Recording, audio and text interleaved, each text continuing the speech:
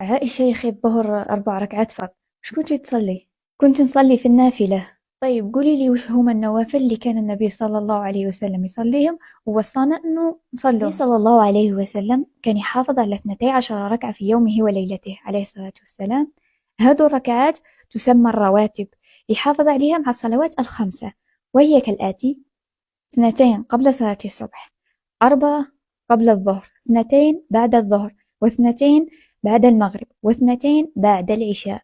هذه 12 ركعة. ويستحب قبل العصر 4، لكن ما هي براتبة. أعطني دليل على الكلام اللي قلتيه. أكيد صح عنه عليه الصلاة والسلام أنه قال: من صلى 12 ركعة في يوم وليلة بني له بهن بيت في الجنة.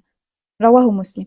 ثم بينها فقال: 4 قبل الظهر، وركعتين بعدها، وركعتين بعد المغرب، وركعتين بعد العشاء، وركعتين قبل صلاة الفجر. وصلاة الضحى والوتر ما همش رواتب ولا كفاش.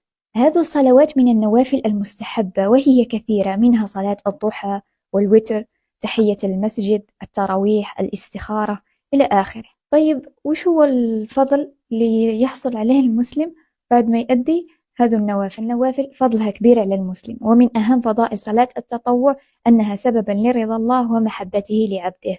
قال رسول الله صلى الله عليه وسلم فيما يرويه عن ربه عز وجل: وما يزال يتقرب عبدي إلي بالنوافل حتى أحبه، فإذا أحببته كنت سمعه الذي يسمع به، وبصره الذي يبصر به، ويده التي يبطش بها، ورجله التي يمشي بها، ولئن سألني لأعطينه، ولئن دعاني لأجيبنه، ولئن استعاذني لأعيذنه.